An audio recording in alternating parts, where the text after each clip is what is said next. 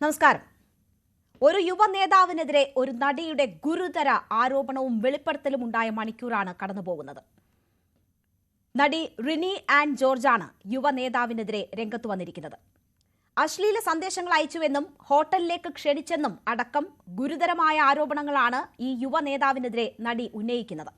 3.5 വർഷം മുൻപ് സമൂഹ മാധ്യമത്തിലൂടെയാണ് പരിചയപ്പെട്ടത്. യുവ നേതാവിനെക്കുറിച്ച് സീനിയർ നേതാക്കളോട് പരാതി പറഞ്ഞിരുന്നു. എന്നിട്ടും ഒരു നടപടിയും ഉണ്ടായില്ല. കൂടുതൽ സ്ഥാനമാനങ്ങൾ യുവ നേതാവിന് ലഭിച്ചുവെന്നും ഈ നടി വെളിപ്പെടുത്തി. എന്തുകൊണ്ട് നേതാവിന്റെ പേര് വെളിപ്പെടുത്തുന്നില്ല എന്ന ചോദ്യത്തോട് പേര് വെളിപ്പെടുത്താൻ ആഗ്രഹിക്കുന്നില്ലെന്നും ആ വ്യക്തി ഉൾപ്പെട്ട പ്രസ്ഥാനത്തിലുള്ള പലരുമായും നല്ല ബന്ധമാണെന്നും പ്രസ്ഥാനത്തിന് ബുദ്ധിമുട്ട് സൃഷ്ടിക്കാതിരിക്കാനാണ് പേര് പറയാതിരിക്കുന്നതെന്നും റിനി ആൻഡ് ജോർജ് പറയുന്നു. ആ നടിയുടെ വെളിപ്പെടുത്തൽ കേൾക്കാം. അത് ആക്ച്വലി ഞാൻ കൗമുദി മൂവീസിന് വേണ്ടി നൽകിയൊരു ഇൻ്റർവ്യൂ ആണ്.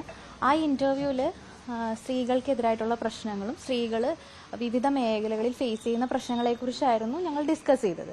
അപ്പോൾ അതിനിടയിൽ എൻ്റെ ഒരു അനുഭവം, എനിക്ക് നേരിട്ട ഒരു അനുഭവത്തെക്കുറിച്ച്, എനിക്കുണ്ടായ ഒരു അനുഭവത്തെക്കുറിച്ച് ഞാൻ ആ ഇൻ്റർവ്യൂവിൽ വ്യക്തമാക്കുകയായിരുന്നു. അനുഭവം അതിൽ തന്നെ പറയുന്നുണ്ട്. എനിക്ക് ഒരു യുവ നേതാവിൽ നിന്ന് മോശമായിട്ടുള്ള ചില അനുഭവങ്ങൾ ഉണ്ടായിട്ടുണ്ട്. അതായത് അശ്ലീല സന്ദേശങ്ങൾ അയക്കുക, അങ്ങനെയൊക്കെയുള്ള ചില ബുദ്ധിമുട്ടുകൾ ഉണ്ടായിട്ടുണ്ട്. അതായിരുന്നു ഞാൻ നേതാവ് എന്ന് പറയുമ്പോൾ ഒരു നേതാവിന്റെ പേരിൽ സോഷ്യൽ മീഡിയ വലിയ ആരോപണ പ്രത്യേകം നടക്കുന്നുണ്ട്. ആ നേതാവ് തന്നെയാണോ അത് താങ്കൾക്ക് പേര് പറയാൻ താല്പര്യമില്ല? അല്ല, ഞാൻ അങ്ങനെ ഒരു വ്യക്തിയെക്കുറിച്ച് എടുത്തു പറയാൻ അല്ലെങ്കിൽ ഇന്ന പാർട്ടിയാണ് എന്നുള്ള രീതിയിൽ പറയാൻ ഞാൻ എടുത്തു പറയുന്നില്ല.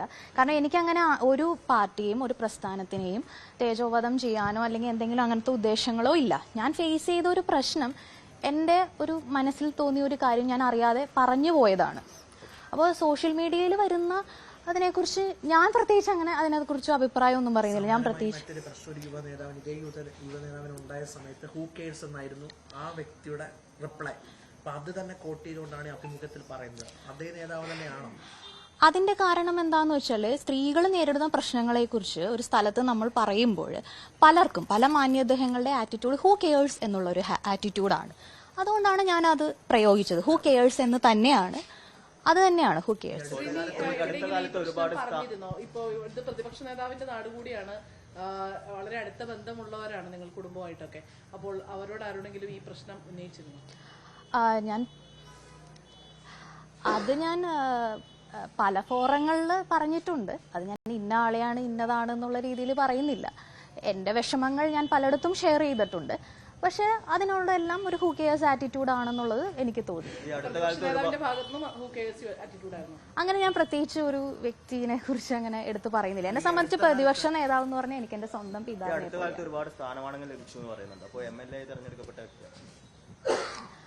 സ്ഥാനമാനങ്ങൾ ലഭിച്ചു. അതായത് നമ്മൾ ഇതിനെക്കുറിച്ചൊക്കെ പല കാര്യങ്ങളിൽ പറഞ്ഞതിന് ശേഷവും ആ വ്യക്തിക്ക് സ്ഥാനമാനങ്ങൾ ലഭിച്ചിട്ടുണ്ട്.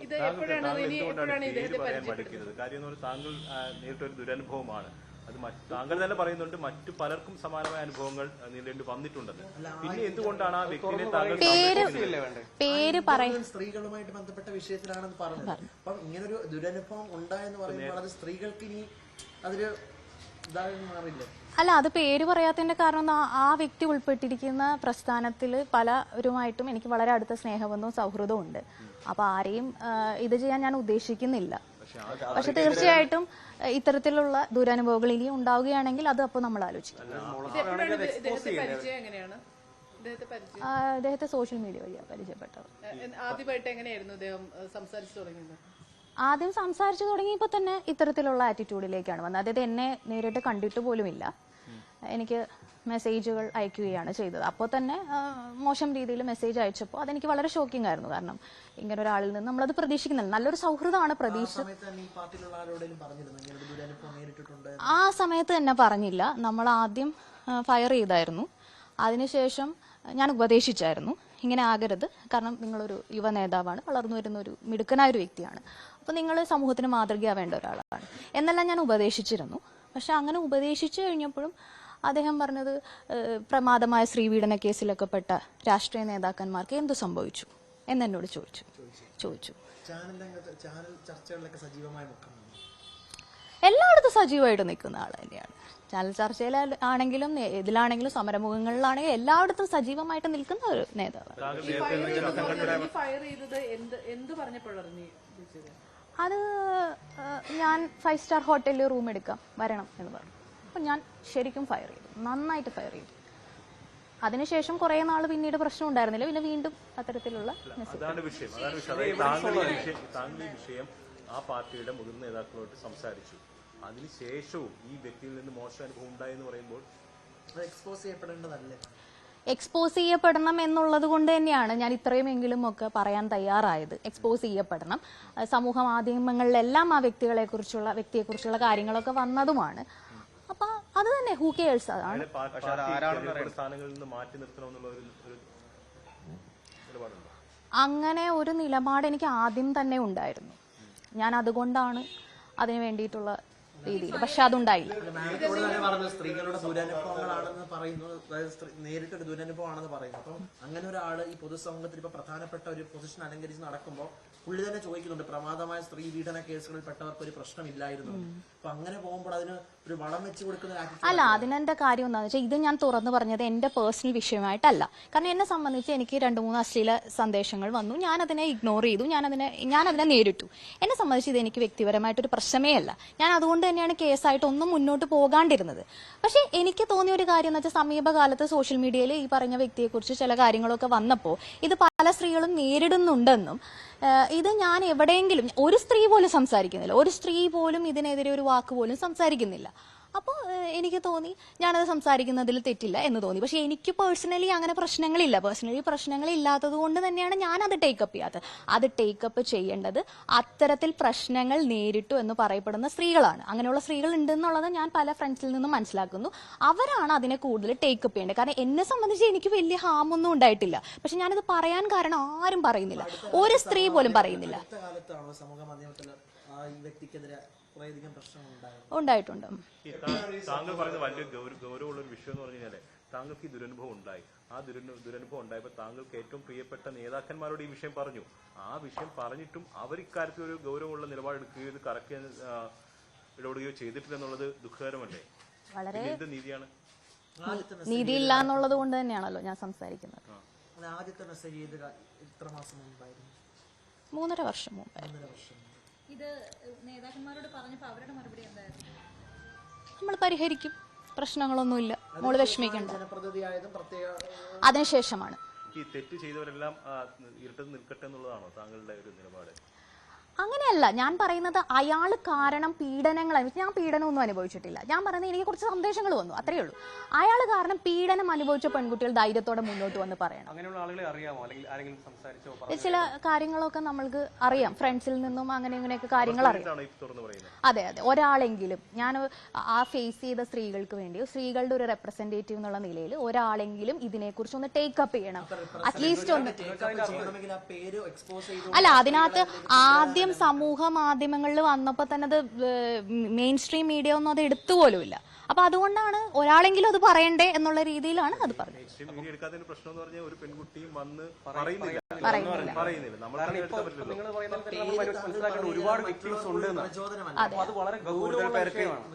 വലിയ ഗൗരവമാണ്. കാരണം ഇങ്ങനെ ഒരു നേതൃത്വത്തിൽ ഇരിക്കുന്ന വ്യക്തി ഒരുപാട് പേർക്ക് ഇങ്ങനെ ശല്യമായി മാറുന്നു, എന്നിട്ട് ആ വ്യക്തിനെ പല സ്ഥാനങ്ങളിൽ എത്തിക്കുന്നു എന്നൊക്കെ പറയുന്നത് വലിയൊരു സംരക്ഷണ സംവിധാനം തന്നെ ഈ വ്യക്തിക്കുണ്ട്. ഞാൻ ഈ വ്യക്തിയോട് പറഞ്ഞായിരുന്നു, ഞാനിത് പറയും, ഞാനിത് പറഞ്ഞു കൊടുക്കും, ഞാനിത് കംപ്ലൈന്റ് ചെയ്യും എന്നൊക്കെ പറയുമ്പോൾ എന്നോട് പോയി പറയും ഇങ്ങനെയാണ് എന്നോട് പറഞ്ഞത്. എന്നിട്ടാണ് പറയുന്നത് പൊതുസമൂഹത്തിലെ പ്രധാനപ്പെട്ട ഒരു പൊസിഷൻ അലങ്കരിക്കുന്നു, അത് ഏറ്റവും വലിയ പാർട്ടിയുടെ ഒരു ജനപ്രതിനിധിയായിട്ടുണ്ട്. അപ്പൊ അന്നൊക്കെ പറയുമ്പോൾ താങ്കൾ തന്നെ പറയുമ്പോൾ പേര് എക്സ്പോസ് ചെയ്യാത്തത് അത് അദ്ദേഹത്തിന് വീണ്ടും ഇങ്ങനെയൊക്കെയുള്ള കാര്യങ്ങൾ ചെയ്യുന്നതിനകത്ത് ഒരു ഊർജ്ജം പകരല്ലേ? മീറ്റു മൂവ്മെന്റിന്റെ സമയത്ത് നെയിം ആൻഡ് ഷെയിം എന്നുള്ളത് ഒരു മൂവ്മെന്റ് ആയിരുന്നു. താങ്കൾക്ക് അതെന്തുകൊണ്ട് ഉപയോഗിച്ചുകൂടാ? അതാണ് ഞാൻ പറഞ്ഞത്. ആ പ്രശ്നങ്ങൾ ഫേസ് ചെയ്ത സ്ത്രീകൾ മുന്നോട്ട് വരണം എന്നാണ് ഞാൻ പറയുന്നത്. ഞാൻ അതൊരു ചെറിയ കാര്യം, എൻ്റെ അനുഭവം ഞാനത് വ്യക്തമാക്കി, ഇങ്ങനെയാണ് സംഭവം എന്നുള്ളത്. അതെന്താണ് ആരാണെന്നുള്ളതും നമുക്കറിയാം. പക്ഷെ അത് കൂടുതൽ അത് മുന്നോട്ട് കൊണ്ടുപോകേണ്ടത്, ടേക്കപ്പ് ചെയ്യേണ്ടത് ആ പ്രസ്ഥാനത്തിൽ തന്നെയുള്ള സ്ത്രീകളും പ്രസ്ഥാനമാണെന്നെങ്കിലും പറയാമല്ലോ. ചുരുങ്ങിയ പക്ഷം അത്രയും പരിചയത്തിനിടയിൽ വായിക്കുക എന്ന് പറയുമ്പോൾ താങ്കൾ സംസാരിച്ചിട്ടുണ്ടെന്ന് പലതവണ പറഞ്ഞു. പക്ഷെ അത് ഏത് പ്രസ്ഥാനമാണെന്ന് യുവജന സംഘടനയുടെ നേതാവാണെങ്കിൽ അതെങ്കിലും ഞാൻ ഒരു പ്രസ്ഥാനത്തിനെയും തേജോവധം ചെയ്യാനോ പറയാനോ ഉദ്ദേശിക്കുന്നില്ല. അതിന്റെ കാരണം എന്താന്ന് വെച്ചാൽ എനിക്ക് ആ പ്രസ്ഥാനത്തോടുള്ള വലിയ അടുപ്പവും സ്നേഹവും കൊണ്ട് തന്നെ ഞാൻ അവരോട് ഒരു കാര്യമാണ് പറയാൻ ആഗ്രഹിക്കുന്നത്. നിങ്ങൾ ഇത്തരത്തിലുള്ള ആൾക്കാരെ ഇങ്ങനെ നിർത്തിക്കൊണ്ട് പോകരുത്. ധാർമ്മികത വേണം, കുറച്ചെങ്കിലും രാഷ്ട്രീയത്തിൽ ധാർമ്മികത വേണം. എന്നോട് ഒരാൾ പറഞ്ഞു ധാർമ്മികത കൊണ്ടൊന്നും രാഷ്ട്രീയത്തിൽ പോകാൻ കഴിയില്ല. രാഷ്ട്രീയത്തിലുള്ള ഒരു വ്യക്തി തന്നെ പറഞ്ഞു. അതൊക്കെ എന്നെ വേദനിപ്പിച്ചിട്ടുണ്ട്. ധാർമ്മികതയോട്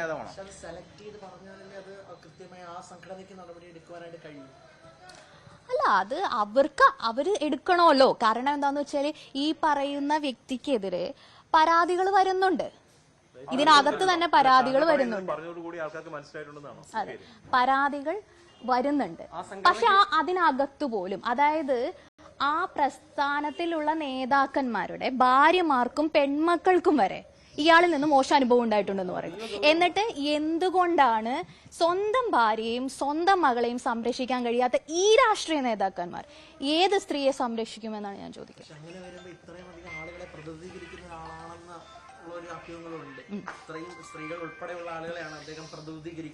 അതെ, സ്ത്രീകൾ തന്നെയാണല്ലോ ഇതൊക്കെ വോട്ട് ചെയ്ത് ജയിപ്പിക്കുന്നതും. അതായത് റീൽസും ഇതൊക്കെ നോക്കിക്കൊണ്ട്. അങ്ങനെ ഞാൻ പറയുന്നില്ല. ഈ രീതിയിൽ വരുന്നതും ഒക്കെ സ്ത്രീകൾ തന്നെയാണ്. അതിനുശേഷം ആ പാർട്ടിയിൽപ്പെട്ട മുതിർന്ന നേതാക്കന്മാർ ആരെങ്കിലും ബന്ധപ്പെടുകയോ വിവരങ്ങൾ തേടുകയോ ചെയ്തിട്ടുണ്ടോ? അതിനെക്കുറിച്ച് ഞാൻ ബന്ധപ്പെട്ട് അതിന് പേര് പറയണ്ട, പാർട്ടിയും പറയണ്ട, അതിനെക്കുറിച്ച് ഞാൻ പ്രതിപക്ഷ നേതാവ് പിതാവിനെ പോലെയാണെന്ന് പറഞ്ഞു. പ്രതിപക്ഷ നേതാവിനോട് ഈ പ്രശ്നം ഉന്നയിച്ചപ്പോൾ അദ്ദേഹം കൂടെ ഉണ്ട് എന്നാണ് പറഞ്ഞത്. ഞാൻ പലരുടെ അടുത്തും ഇതിനെക്കുറിച്ച് സംസാരിച്ചിട്ടുണ്ട്. കൂടെ ഉണ്ട് എന്നൊക്കെ ഉള്ള രീതിയിലാണ് നമുക്ക് കിട്ടിയിരിക്കുന്നത്, നമ്മളോട് പറഞ്ഞിരിക്കുന്നത്. പ്രതിപക്ഷ നേതാവിന് ഈ വിഷയമായിട്ട് ബന്ധപ്പെട്ട് കാണും, കാരണം താങ്കളുടെ MLA കൂടിയാണ്. ഞങ്ങൾ തമ്മിൽ ഇടയ്ക്കിടയ്ക്ക് കാണാറുണ്ട്. ഞങ്ങൾ അത്രയും സ്നേഹമുണ്ട്. അപ്പൊ എന്തായാലും കാണും. അത് ഇത് ഈ വിഷയം അല്ലെങ്കിലും ആണെങ്കിലും നമുക്ക് ഈ പേര് പറയുന്നതിനപ്പുറം ഈ സംഘടന നേതാക്കളെ നിങ്ങൾക്ക് തന്നെ അറിയാമല്ലോ. അവരെയൊക്കെ കാണുമ്പോൾ സംസാരിക്കാം, അല്ലെങ്കിൽ സംഘടനയിൽ ആഭ്യന്തരമായിട്ട് പരാതി കൊടുക്കാം, പുറത്തു പറയുന്നില്ലെങ്കിൽ. അതൊക്കെ നടന്നിട്ടുണ്ടോ? അല്ലെങ്കിൽ പ്രതിപക്ഷ നേതാവ് അടക്കമുള്ളവരോട് ആശയവിനിമയം നടത്തിയിട്ടുണ്ടോ? ഞാൻ വേണ്ടിയിടത്തെല്ലാം പറഞ്ഞിട്ടുണ്ട്. പറഞ്ഞതിന് ഒരു നീക്കുപോക്കും ഇല്ലാതെ ആ വ്യക്തിയെ പല സ്ഥാനങ്ങളിൽ എത്തിക്കുകയും പിന്നീടും പല സ്ത്രീകൾക്കും പല ദുരനുഭവങ്ങളും ഉണ്ടായതുകൊണ്ട് ഞാൻ ഇനിയും മൗനമായിട്ടിരിക്കുന്നതിനോട് എനിക്ക് യോജിപ്പ് തോന്നിയില്ല. അപ്പോൾ ഒരു ഇന്റർവ്യൂവിൽ ഞാൻ ആ വിഷയം, സ്ത്രീകളുടെ വിഷയങ്ങൾ പറഞ്ഞപ്പോൾ അത് പറഞ്ഞു. എല്ലായിടത്തും സ്ത്രീകൾ ഇതുപോലത്തെ പ്രശ്നങ്ങൾ ഫേസ് ചെയ്യുന്നുണ്ട്.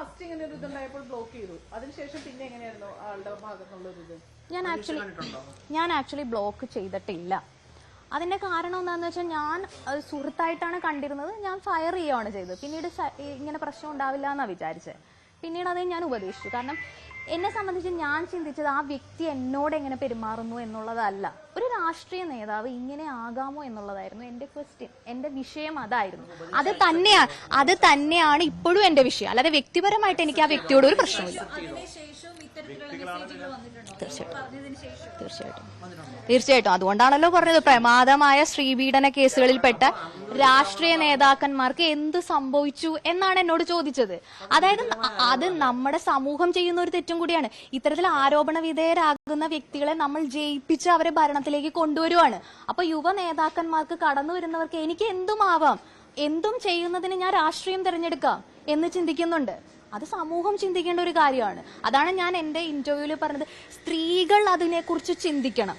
സ്ത്രീപക്ഷ നേതാക്കന്മാരെയും അതുപോലെ തന്നെ സ്ത്രീകളെയും ജയിപ്പിക്കാൻ ശ്രമിക്കണം. അല്ലാതെ റീൽസോ എന്തെങ്കിലും ചിരിക്കുന്നതോ കളിക്കുന്നതോ കണ്ട് നിർത്തിയിട്ട് കാര്യമില്ല. അവർ യഥാർത്ഥത്തിൽ ആരാണെന്ന് നമ്മൾ മനസ്സിലാക്കണം.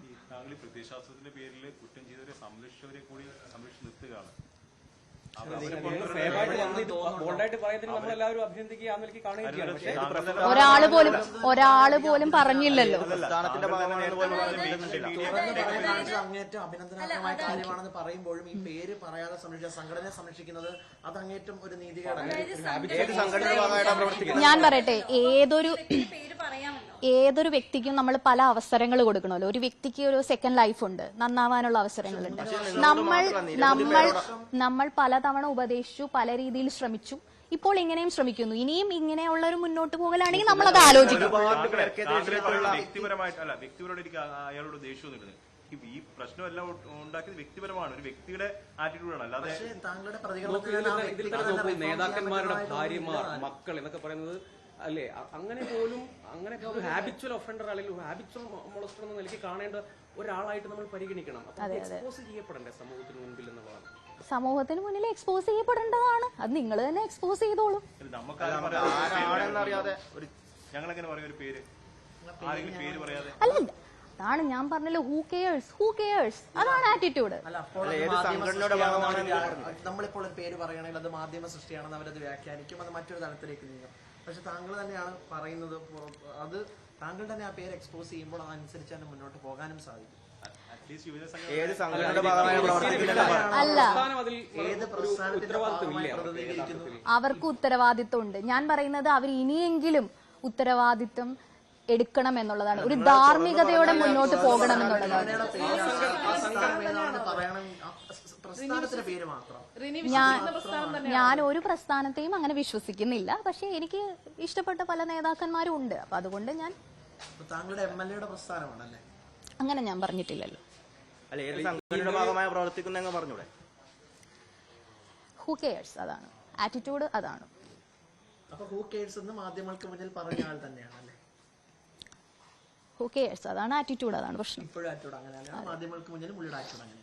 എല്ലായിടത്തും ഉള്ള ഒരു ആറ്റിറ്റ്യൂഡ് അങ്ങനെയാണല്ലോ.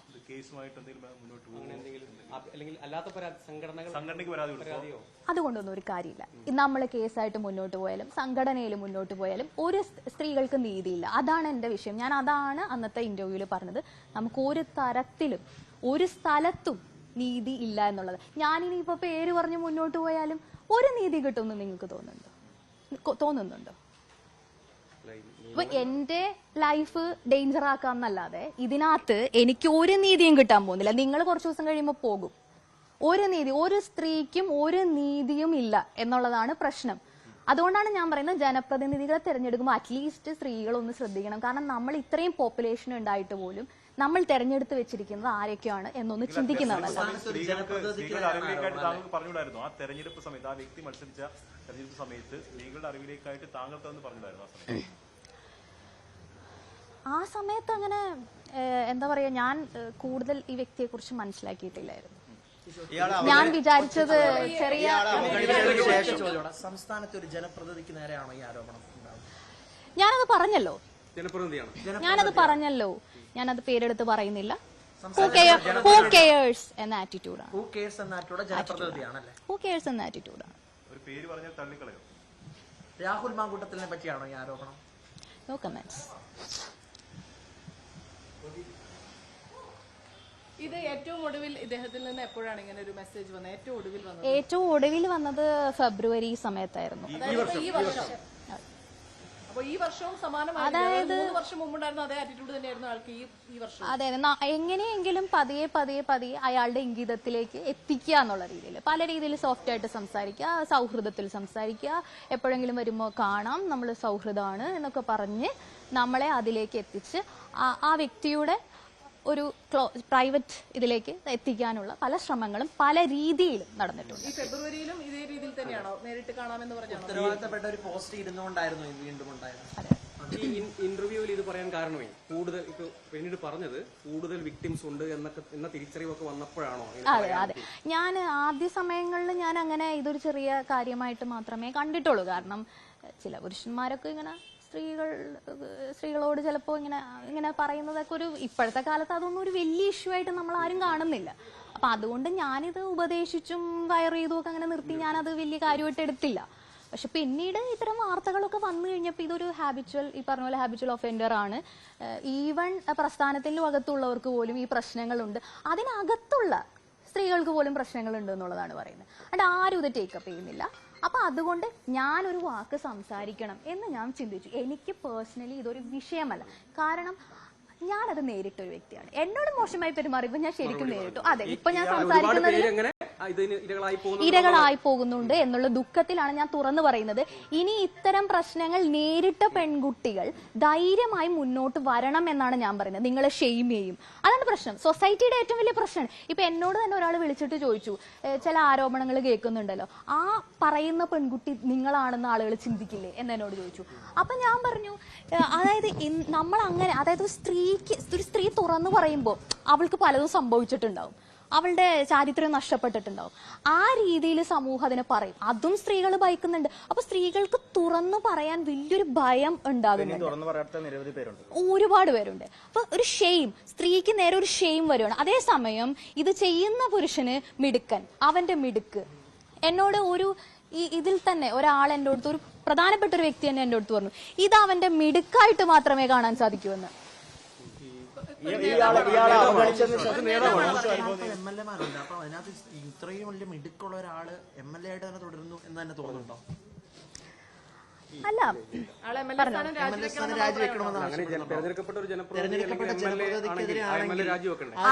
അത് തീരുമാനിക്കേണ്ടത് ആ പറയുന്ന പ്രസ്ഥാനമാണ്. അവർക്ക് ധാർമ്മികതയുണ്ടെങ്കിൽ, ഇനിയെങ്കിലും അതുണ്ടെങ്കിൽ. ഒരുപാട് സ്ത്രീകൾ പരാതിപ്പെട്ട് കഴിഞ്ഞു, ഒരുപാട് സ്ത്രീകൾ മുന്നോട്ട് വന്നു. ഇപ്പോൾ ഞാൻ ഒരാൾ ഈ മാധ്യമങ്ങളുടെ മുന്നിൽ എന്റെ തന്നെ ലൈഫ് ഡേഞ്ചർ ആക്കിക്കൊണ്ട് പറയാണ്. ഇനിയെങ്കിലും ആ പ്രസ്ഥാനമാണ് ചിന്തിക്കേണ്ടത്. ഞാൻ അതിനെക്കുറിച്ച് ഒന്നും പറയുന്നില്ല. മുതിർന്ന നേതാക്കന്മാർ ഇനിയെങ്കിലും ഇത്തരത്തിലുള്ള യുവ നേതാക്കന്മാരെ നിയന്ത്രിക്കാൻ തയ്യാറാവണം. അതാണ് എനിക്ക് പറയാനുള്ളത്. ഒരു നിയന്ത്രണം ഏത് രീതിയിലാണെങ്കിലും നിയന്ത്രിക്കണം. അങ്ങനെയാണെങ്കിൽ ജനപ്രതിനിധിയായിട്ട് തുടരുന്നതിനും അർത്ഥമില്ല അല്ലേ? ഏത് രീതിയിലാണെങ്കിലും അത് അവര് തീരുമാനിക്കേണ്ട കാര്യമാണ്. അത് ഞാൻ അതിനകത്തൊരു അഭിപ്രായം പറയേണ്ട കാര്യമില്ല. താങ്കളോട് വ്യക്തിപരമായിട്ട് ഈ അനുഭവം പറഞ്ഞിട്ടുണ്ടോ? ഏതാ ഈ മോശം അനുഭവം ഒരുപാട് പേർക്ക് ഉണ്ടായെന്ന് പറയുന്നു. അവരൊക്കെ താങ്കളോട് വ്യക്തിപരമായിട്ട് ഈ അനുഭവം പറഞ്ഞിട്ടുണ്ടോ? എന്റെ അടുത്ത് പല ആൾക്കാരും പല രീതിയിൽ പറഞ്ഞിട്ടുണ്ട് ഇതിനെക്കുറിച്ച്. ഇല്ല, സുഹൃത്തുക്കള് വഴി. ആളുടെ ഇത് മിടുക്കാണ് എന്ന് പറഞ്ഞൊരു നേതാവാണോ? കോൺഗ്രസ് നേതാവാണോ? ഒരു നേതാവാണോ പറഞ്ഞത്? അതിനെക്കുറിച്ച് ഞാൻ കമന്റ് ചെയ്യുന്നില്ല. അല്ല, ഒരു നേതൃത്വത്തെ ആയിരിക്കും സമീപിച്ചിട്ടുണ്ടാവും. താങ്കൾ പലതും തുറന്നു പറയാതിരിക്കുമ്പോൾ പലരും ഒരുപാട് സംഘടനകൾ നമ്മുടെ കേരളത്തിലുണ്ട്. അപ്പൊ താങ്കൾ ഒരാളുടെ പേര് പറയാതിരിക്കുമ്പോൾ ഓരോരുത്തരും സംശയം നില നിർത്തുകയാണ്. അങ്ങനെയില്ലല്ലോ, അങ്ങനെ ഞാൻ ഒരാളുടെയും പേര് പറയുന്നില്ലല്ലോ. അപ്പൊ പിന്നെ അതെങ്ങനെ സംശയത്തിലേക്ക് വരുന്നത്? ഞാൻ കൃത്യമായിട്ട് പറഞ്ഞല്ലോ, ഹൂ കെയേഴ്സ്, അങ്ങനെ ഒരു ആറ്റിറ്റ്യൂഡാണ്. അപ്പൊ അങ്ങനെ ആറ്റിറ്റ്യൂഡുള്ള ഒരാൾ ഹൂ കെയേഴ്സ് എന്നുള്ള ഒറ്റ ഒരാൾ മാത്രമേ അടുത്ത കാലത്ത് ഉണ്ടായിട്ടുള്ളൂ. അത് രാഹുൽ മാങ്കൂട്ടത്തിനാണ്. അപ്പൊ അങ്ങനെ തന്നെ ഞങ്ങൾക്ക് ഉറപ്പിക്കാം. ഇയാളെ അവഗണിച്ചതിന് ശേഷം നിങ്ങൾക്ക് പറഞ്ഞ ഭീഷണിയോ, അതായത് നിങ്ങളെ കരിയറിൽ എന്തെങ്കിലും പ്രശ്നങ്ങൾ അങ്ങനെയൊക്കെ ഉണ്ടായിരുന്നോ? എനിക്ക് ഡയറക്റ്റ് ആയിട്ട് അങ്ങനെ ഉണ്ടായിട്ടില്ല. ഇൻഡയറക്റ്റ് ആയിട്ട് അങ്ങനെ എന്തെങ്കിലും സംഭവിച്ചിട്ടുണ്ടോ എന്നുള്ളത് അറിയില്ല. ഇത് പുറത്തു പറയുമെന്ന് പറഞ്ഞപ്പോൾ ഈ നേതാവ് എന്താ പറഞ്ഞു? എവിടെ വേണമെങ്കിലും പോയി പറഞ്ഞു, ആരോട് വേണമെങ്കിലും പോയി പറയും ഇങ്ങനെ പറഞ്ഞു. അപ്പൊ അങ്ങനെ പറയുന്ന ഒരാളെ നിങ്ങൾ സംരക്ഷിച്ചിരുത്തുമ്പോൾ എന്തെങ്കിലും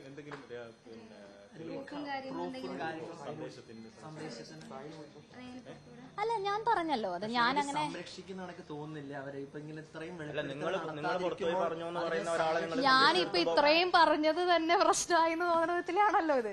കാരണം ഞാൻ വീണ്ടും സമ്മർദ്ദത്തിലാവും. പ്രതികരിച്ചുകൊണ്ടിരിക്കുന്നതാണ് ഗുരുതരമായ വെളിപ്പെടുത്തലാണ് താങ്കളുടെ ഭാഗത്ത്. അഭിനന്ദിക്കുന്നു. കാരണം ഒരു രാഷ്ട്രീയക്കാരനെതിരെ, ഒരു ജനപ്രതിനിധിക്കെതിരെ ഇത്രയും പറയാൻ തയ്യാറായി എന്നുള്ളത് അഭിനന്ദിക്കുന്നു.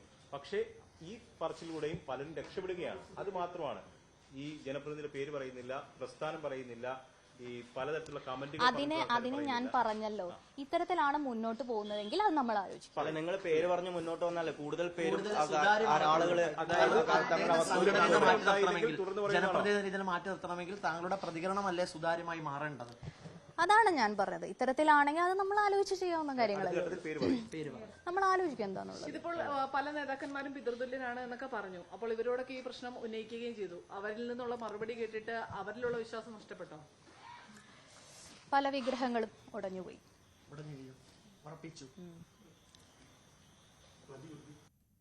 യുവ നേതാവിൽ നിന്ന് നേരിട്ട മോശം അനുഭവങ്ങൾ തുറന്നു പറയുകയാണ് നടി റിനി ആൻ ജോർജ്. താൻ ഇതിനെക്കുറിച്ച് ആദ്യം തിരുത്താൻ ശ്രമിച്ചു, പിന്നീട് നേതാക്കളോട് പരാതി പറഞ്ഞു. അതിനുശേഷവും സ്ഥാനമാനങ്ങൾ കിട്ടിയ യുവ നേതാവ് മുന്നോട്ട് പോകുന്നു. ഹൂ കെയേഴ്സ് എന്ന ആറ്റിറ്റ്യൂഡാണ് ആ യുവ നേതാവിനുള്ളത്. പരാതിപ്പെടും, പുറത്തു പറയുമെന്ന് പറഞ്ഞപ്പോൾ പോയി പറയൂ എന്ന് പറഞ്ഞു.